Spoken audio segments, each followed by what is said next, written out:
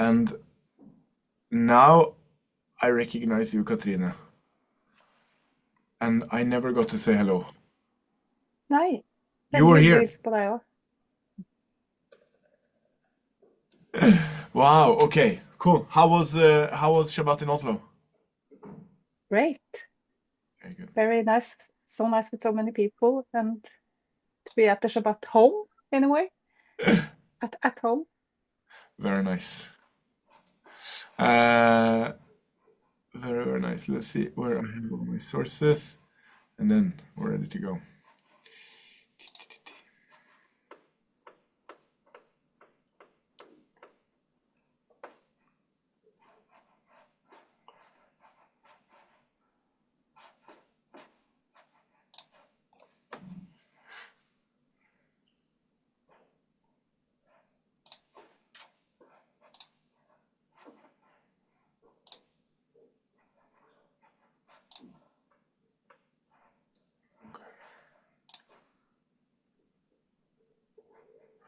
So it's just me with you today, and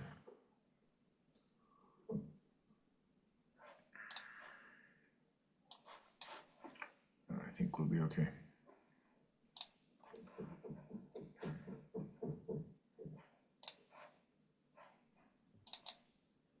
I'm gonna have this.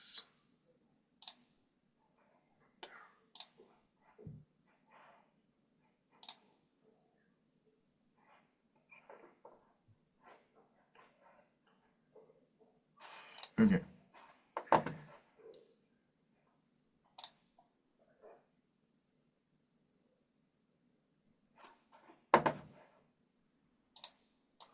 Very good. So we are in Parashat Mishpatim, and in Parashat Mishpatim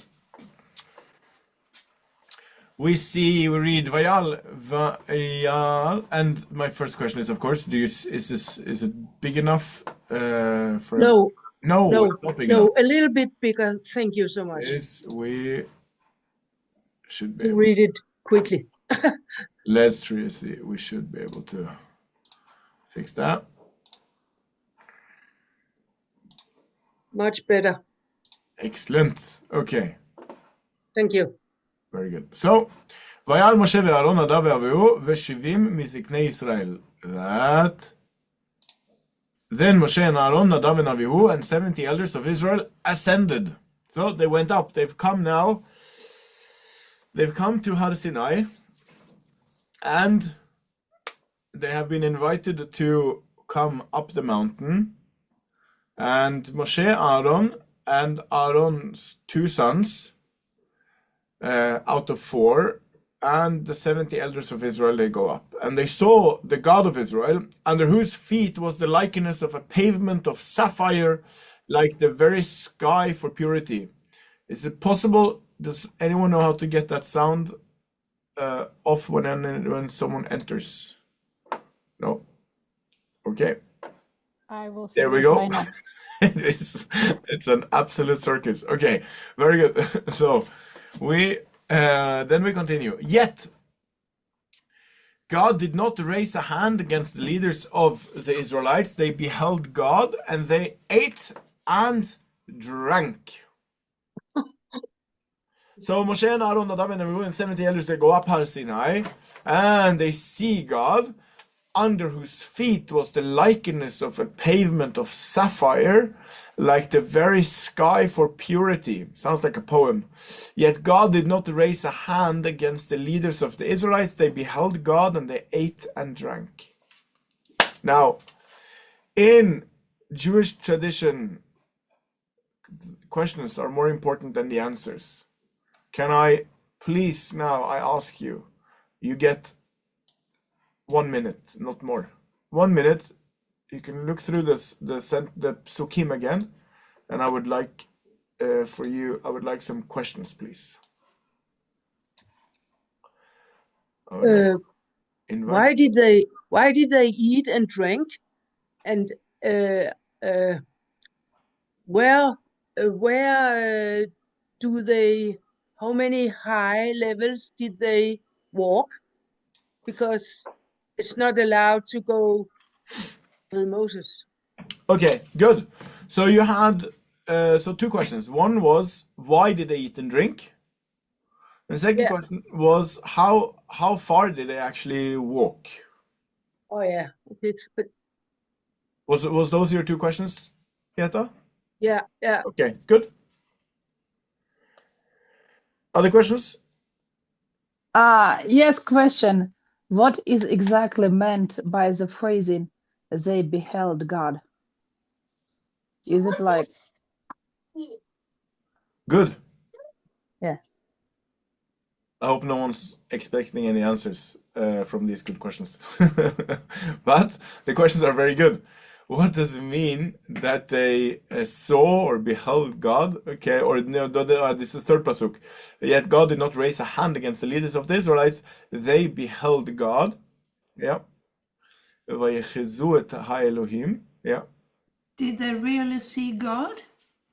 Cecilia asks whether they actually really see God. Good question. I thought Good. Moses was the only one. Yes. Good. Any other questions? One last question. Where were Moses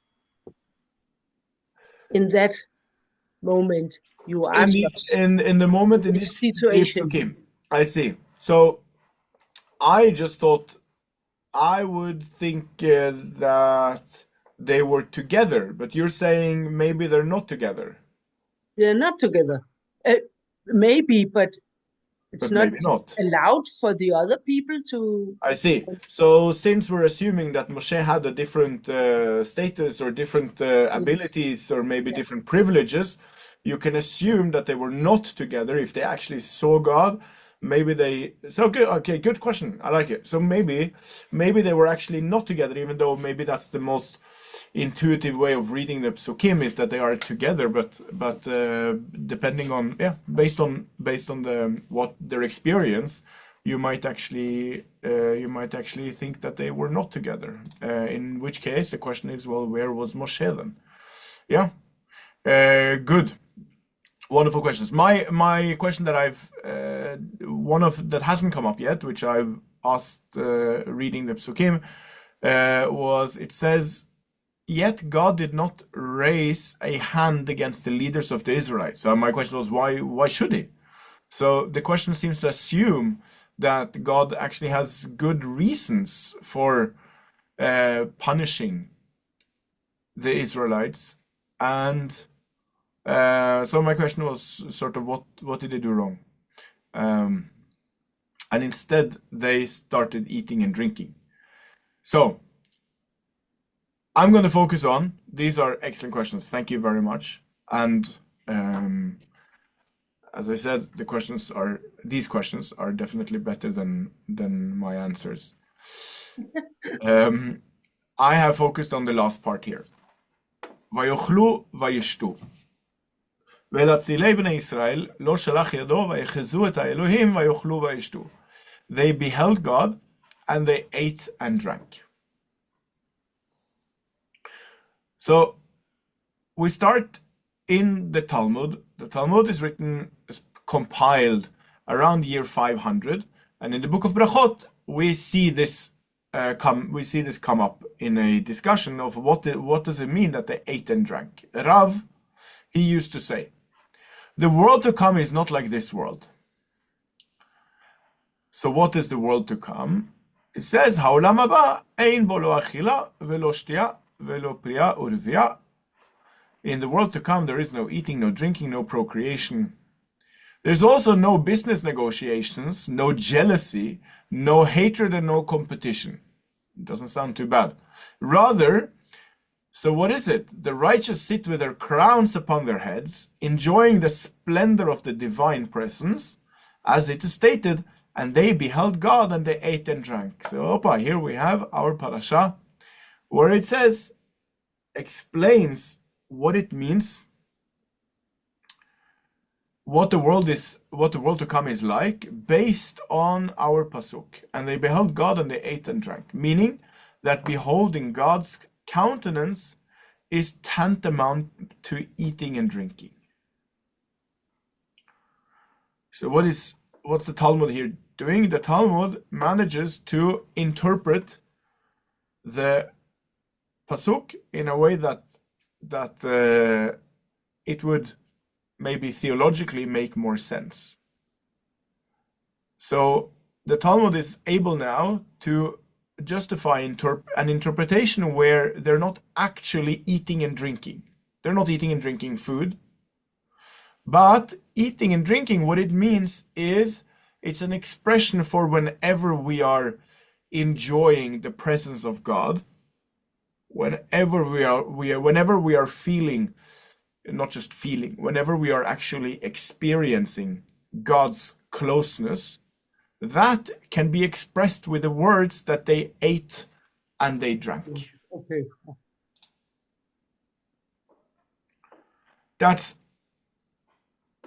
This is in Masechet Brachot.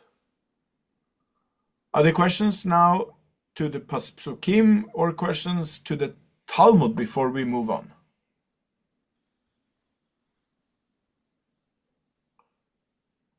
Yeah, Katrina. What does the world to come mean? Oh, thank you. Thank you for asking that. The world to come, that is the one way to express what happens after our physical death. Now, what happens after our physical death is not something we have a decided answer on in Judaism. Okay? There are several different theories and possibilities for what might happen with our soul after our physical death. What we all agree on is that something does continue to exist after our physical death. That we all agree on. Exactly what that is, we're not so sure about. But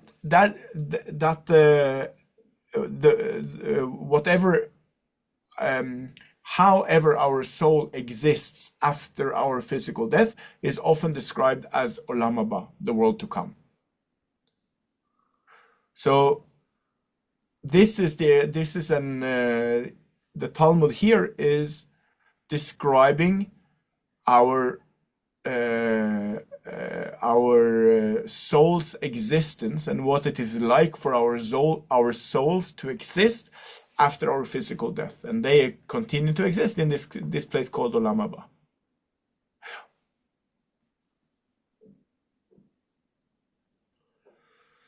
And this makes a lot of, in here it makes a lot of sense, because it would be strange to claim that our souls has any need for drinks and food.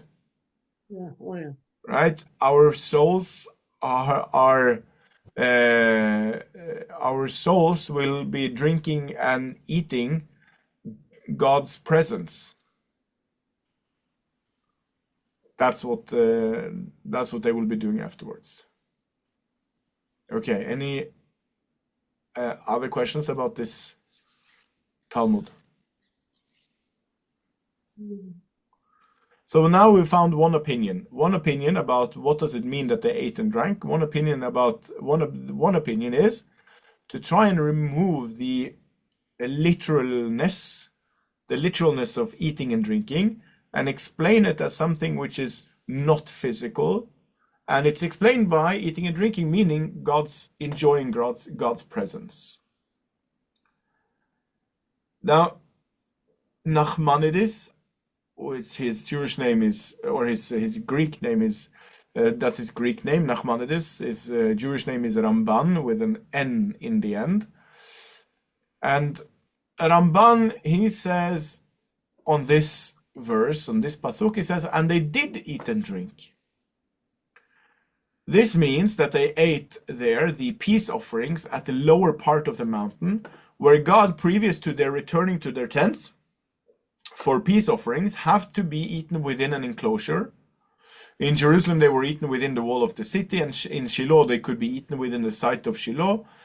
And here they were eaten before the altar at the lower part of the mountain and not in the camp. So here we actually have a completely different understanding. They are actually eating and drinking.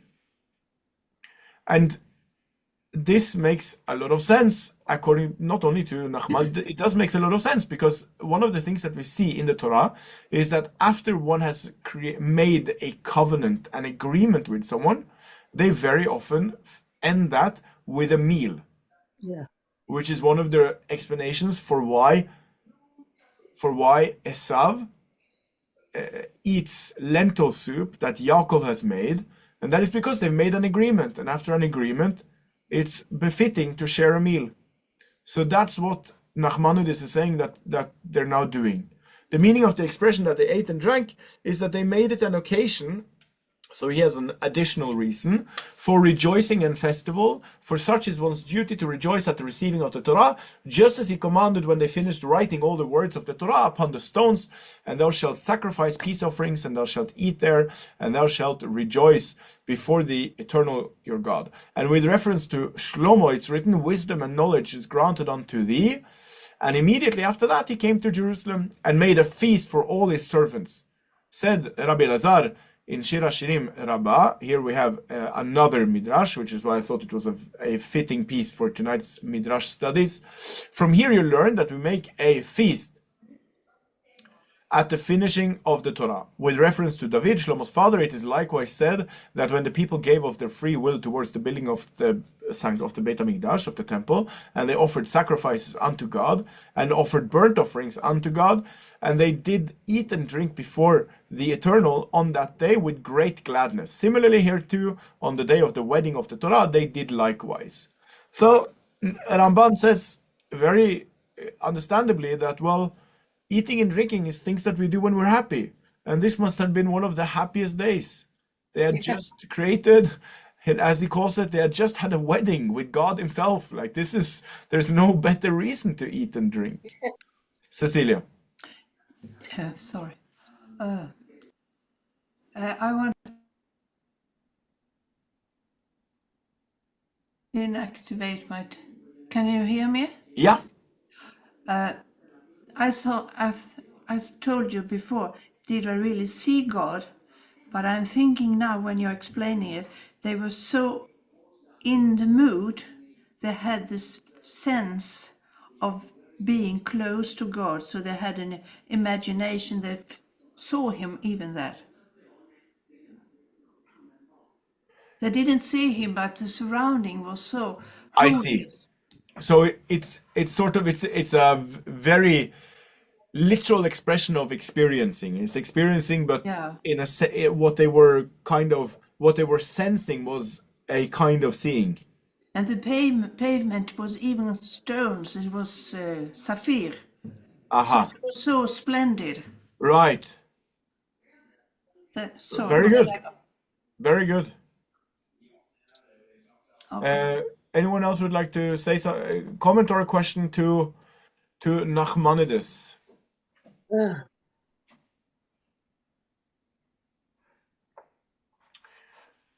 So we have here now two completely different opinions. One says eating and drinking is only an expression for what it's like to experience God, and the other one is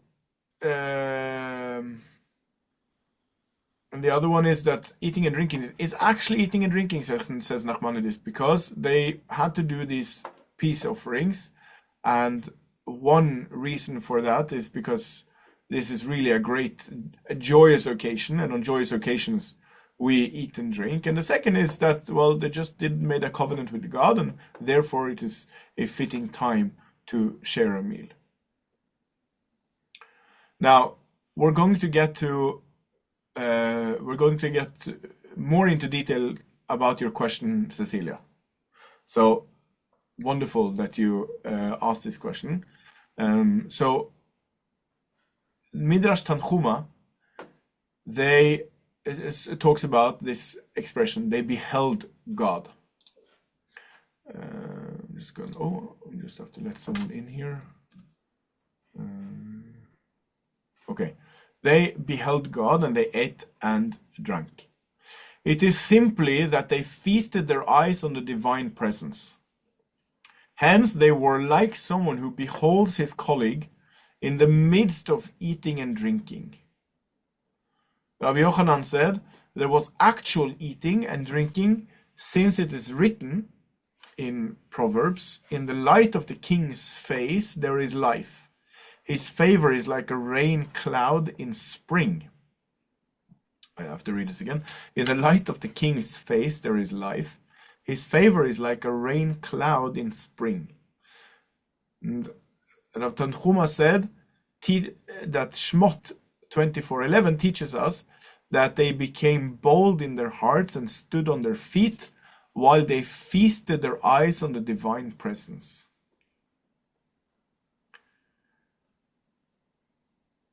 What do you make of this, Cecilia, about seeing God? I can agree in this way. Yes. They didn't see him, but they feel it, so they have this, they have him close. Okay. So they are so, what do you say, so strengthened in the situation. Okay. Does anyone see a difference? So I'll ask everyone a question and see if does anyone think that there's a difference between they beheld God and they feasted their eyes on the divine presence? So the Midrash is explaining this expression here in the Torah, they beheld God. It explains it by saying that it is simply that they feasted their eyes on the divine presence. And I don't immediately see exactly how this helps explaining the Torah. How does it shed light on the expression they beheld God? But can we? It's not that Moses was in the Har Sinai and he was not eating and drinking. So maybe we can compare to that at the same. So this can explain how can Moses was 40 days without eating and drinking.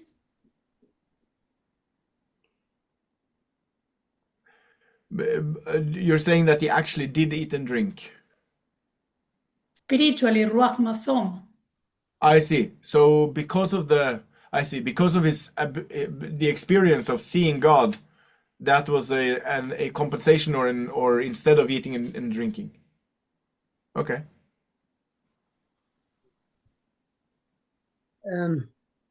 I tried to say something. Yeah. I will make the opposite way with few words. God's mission was that the face of him should go to this few people and as close as possible. So the mission,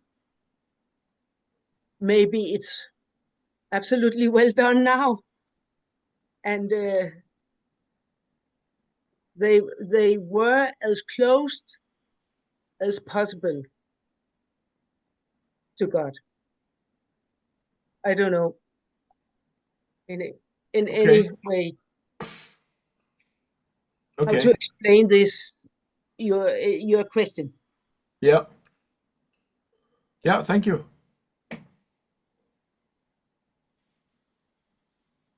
Would anyone like to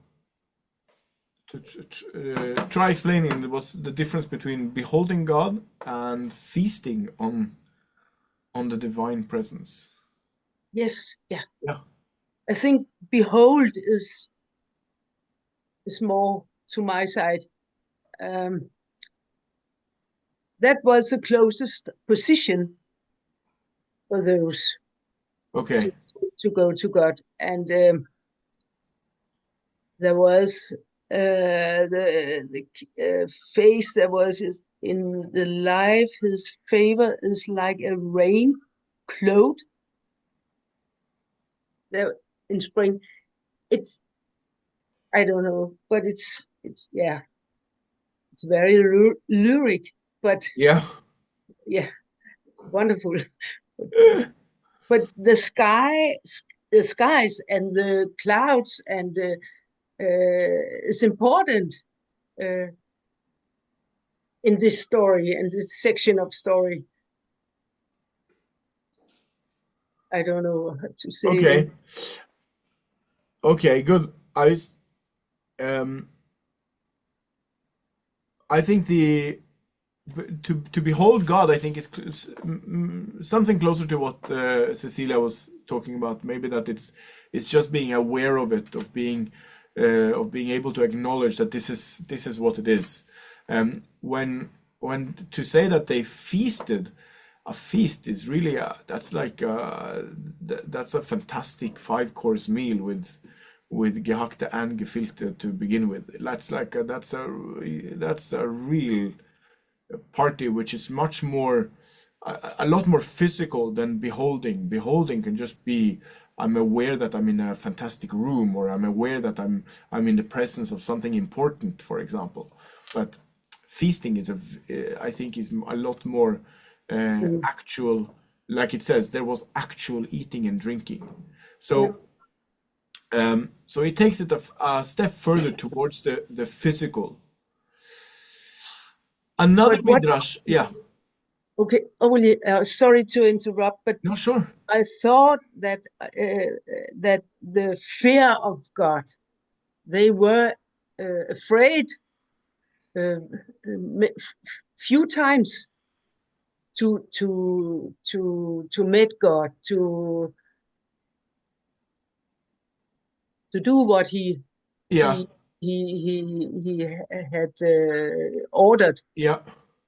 So the fear, where is over now, or what? Oh, good. Yes, very good. Fear, that's a border for inner side feelings and for this group.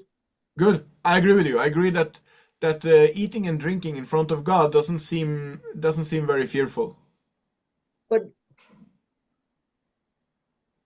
Where it is, I don't like. That's a fantastic question. So we'll have to see if any of the other midrashim maybe touch upon it. Bamidbar Rabba, another midrash. Their burning was like the burning of Nadav and Avihu, as they too conducted themselves with inappropriate levity when they ascended Mount Har Sinai. So we're in the middle of a midrash, a longer midrash here, and here they get into it. Starts talking about our topic, and here it says that Nadav and Avihu, they were acting inappropriately when they went up Har Sinai. When they saw the divine presence, they beheld God and they ate and they drank. Was there eating and drinking there? Asks the Midrash. To what is the matter comparable? It is to a servant who was serving his master with his food in his hand, and he would take bites from it. So they conducted themselves with inappropriate levity. And I'll see if I can get an easier word for levity.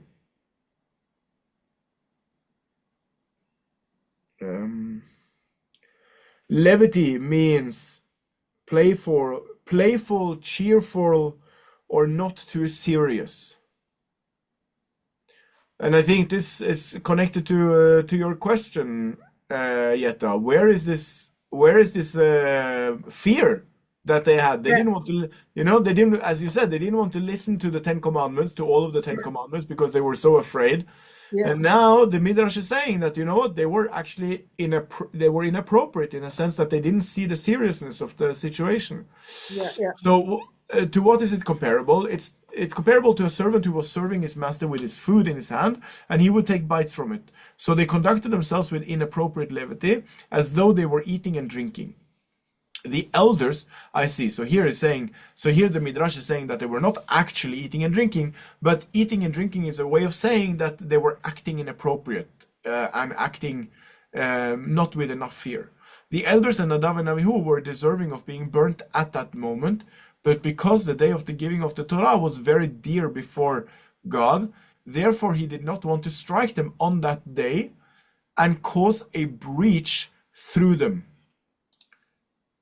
So amazing. They were actually doing something so wrong that they deserved the death penalty right there and then. But it takes a long time in the Torah before Nadav and Avihu actually, before they get their punishment. Because God didn't want to ruin the day, because it was such a great day. He didn't want to ruin it by killing Aaron's two of his 4 sons. Yeah. But they were so inappropriate that this is the punishment that they deserved. But again, so the question that we started with, did they eat and did they drink? So this Midrash says no, they didn't eat and drink actually.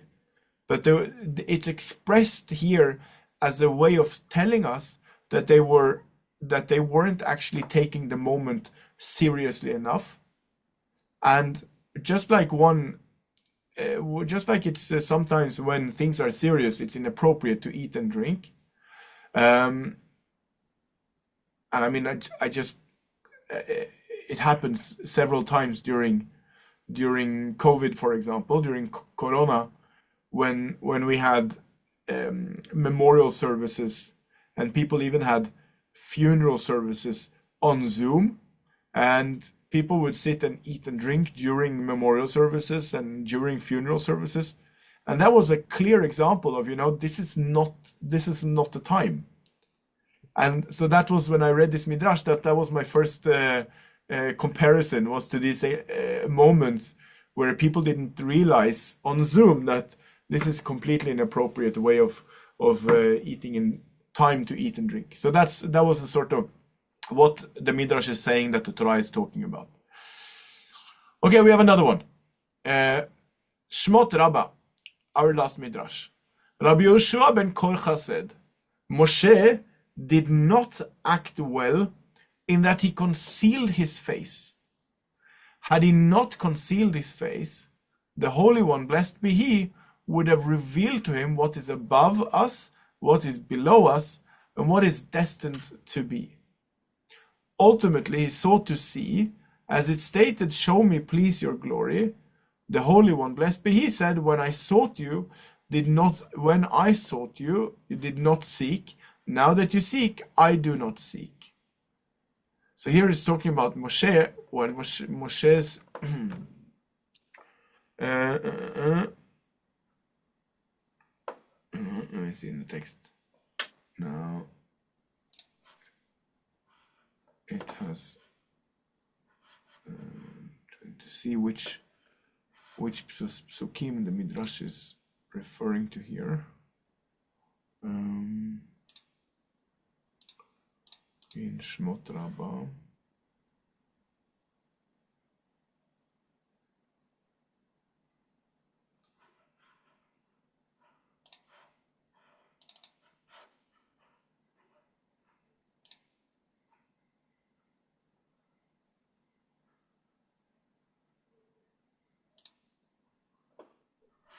Let's see. He said, show me please your glory. He said, show me please your glory. Rabbi Tanchum bar Abba began as, it's better that it be said to you, come up here, than that you should be debased. Hillel says, my debasing is my exalting, and my exalting is my debasing. Can you make the text a little bigger? Is Okay. Sure. There we go. No. Here. Yeah. Fine. Thank you.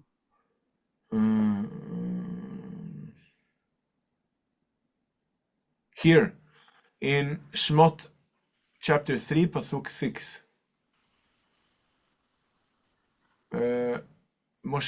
God revealed himself to him in his father's voice. Moshe said, my father has come from Egypt, And he said to him, I am not your father, but rather the God of your father.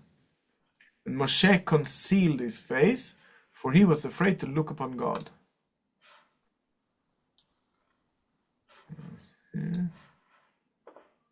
And God says, do not come closer, remove your sandals. This is by the burning bush.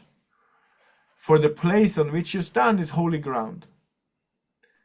And continued, says, so God tells Moshe, I am the God of your father, the God of Abraham, Yitzchak, and Yaakov. And Moshe hid his face, right? Vayaster Moshe panav ki yareh me'abit el Elohim. That Moshe hid his face, for he was afraid to look at God. So the Midrash is picking up on this and says that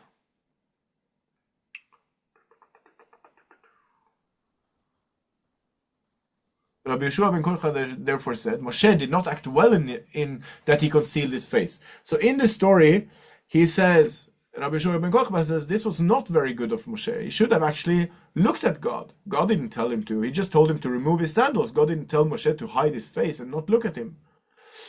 And later on, when Moshe is up at Har Sinai, then Moshe asks God, let me see all of you. And God tells him, you can't see me and live. And he shows Moshe his back.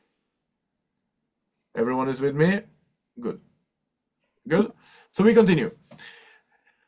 So God tells Moshe in this Midrash, the Midrash says that God tells him, I invited you to see. And when I invited you to see, you hid your face. And now you want to see. It's too late, my friend. Sorry. The chance is gone. Or you had your opportunity and it's lost.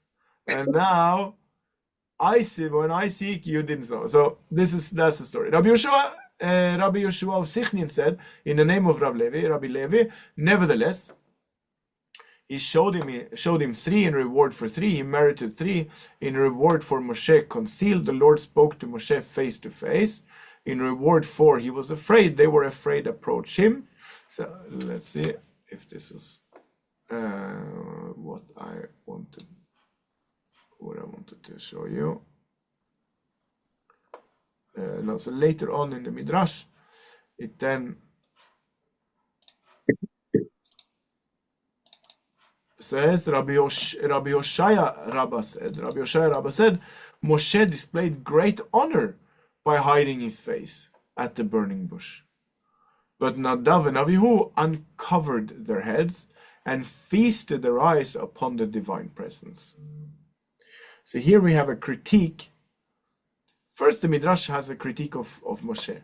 But then Rabbi Hoshaya Rabbah said what I found interesting was that they compare the story of Nadav and Avihu in our parasha, where they feast on God. Basically, they stare at God, and not only that, they then eat and drink, which either means that they actually ate and drank, or it means that they what I would say is looked at God in a way that was completely inappropriate. And Moshe does the opposite. At the burning bush, he realizes that it's inappropriate to look at God this way. And without any warning or without being told by God, he intuitively understands that this is not something that I should be looking at. And he hides his face. And that's what Rabbi Hoshaya Rabbah then says, this was a fantastic thing. This was a way to honor God. And the opposite was done by Nadav and Avihu in such a way that the Midrash actually says that this is what led to their capital punishment. This is what led to their death. So I connect this the way I read this Midrashim is in a sense I think the Midrashim are trying to relate to us ways of both connecting to God, ways of approaching the divine, a way of beholding. That's as the word in the Torah is used, beholding God, And there seems to be, according to the Midrash, from such a long time ago, it seems clear that the Midrash is already acknowledges that humans have different ways of approaching God, and some of them are actually not very good and not very honorable. Which I found fascinating, that it so clearly tells us that, you know, there are appropriate ways of relating to God, and then human beings have such an easy way of doing this the very, very wrong way. So wrong that they might actually be in the presence of God and think that it's appropriate to eat and drink.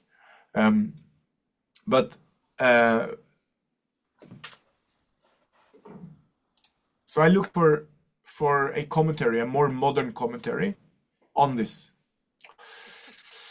and I found something from a Hasidic thinker connected to this, the way I read the Midrashim. It's from a Hasidic thinker called the Ishpitzer.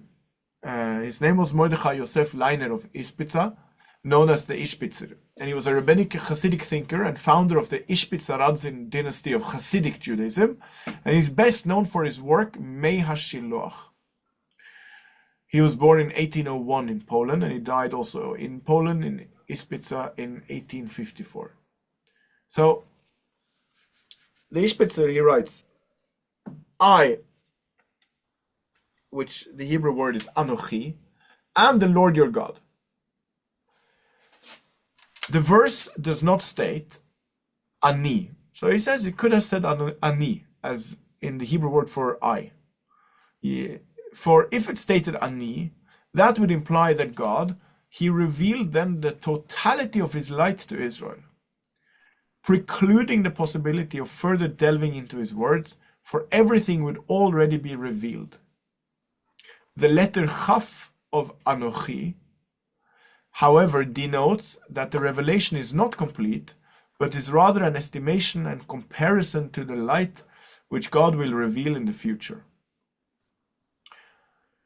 So he makes a grammatic comparison between Ani and Anochi, and I don't have enough Hebrew grammar, which I'm not sure is so important either, because he makes a drash, or he makes you would call it an interpretation. So it's an interpretation of the Hebrew being used. The important here is the idea, I think. The idea here is that Ani can be used in a sense that this is everything it is. The Chaf in Anochi, maybe because it's connected to, maybe Chaf is connected to Ke, as in like. I don't know if anyone with Hebrew thinks that I might be onto something. That the Chaf in Anochi could be connected to Ke, which means like, as, which means that you don't know everything about it, but I'm telling you something that it is like, which gives a sense of there's more to it than what you see. So that's what Ishpitzer is saying, that the Anochi means that there is more to this than what you actually see and what you know. The night, and this is hinted to by the notion of day and night. The night represents the fact that God, may he be blessed, opens the gates of wisdom for man. And the night comes so that the person shouldn't think that he has understood everything in its entirety, because everything which he has grasped until now is in actual fact like nighttime compared to the day that is to follow, and so too forever. It follows that everything is nighttime compared to the light that God will emanate in the future. Even one who walks in the path of the Torah as he should must also be in a state of uncertainty, since perhaps he is not fulfilling the will of God completely. The will of God is exceedingly profound.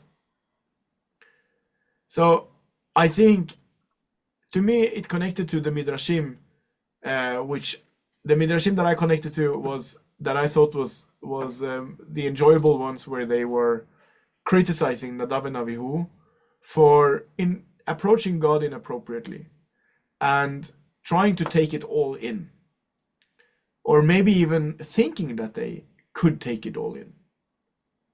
And the Ishbitzer is saying that that's not possible, and that's not even maybe not even the goal. We have to live with the uncertainty, because as the Midrashim is saying, Moshe was acting in an honorable way when he hid his face. That's not because he didn't want to know. Of course, he wanted to know everything about God, but probably it's because Moshe intuitively knew that even if I do look at the divine presence at the moment while being at the burning bush, he also knew that it's impossible that I can take everything in any case. So the Ishbitzer is talking about this uncertainty, which is connected to the way Judaism approaches God, essentially. We approach the divine with the sense that, we're trying, but there is a limited amount of what we can actually know and what we can actually understand. And to think that you have understood everything and taken everything in the way the Midrashim are criticizing Nadav and Avihu for doing, and acting inappropriately in the divine presence, that's then ultimately what led to them being killed later on in the Torah. And that to me was something that it seemed like the Ishbitzer was catching on to, this sense of believing that you can actually feast your eyes on the divine presence as if you can understand it all and know it all. And Judaism clearly says that is far from possible.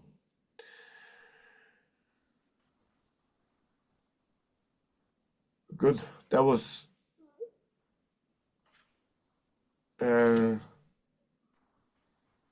this was my reading of these Midrashim to Parashat Mishpatim. I would love to hear if there are any more questions, any comments or thoughts about the Midrashim, or things that we've spoken about tonight. It was very, very interesting, because to go deeper and brighter to the sides to this it's complicated, maybe not. I don't know. So it's good for us that you say something about this. Thank you, Etta. I'm glad you found it complicated, because I did too. So that's a comfort, and I found it very interesting, and I can only thank you, and I appreciate that so many of you want to spend your Wednesday evenings with me learning Parashat Mishpatim. It's a huge privilege. So thank you very much for the opportunity to share my thoughts and some Midrashim with you on Parashat Mishpatim. Wow. Yeah, thank you. Wow. Very interesting. Thank you all very much. Thank you very much. Thank you. See you Shabbat soon. Shalom, everyone. Yeah. Shabbat Time. Shalom. Wednesday evening, it's close enough. Thank Bye you. bye. Shabbat Shalom. Shabbat Shalom. Shalom. Yeah, Shabbat Shalom.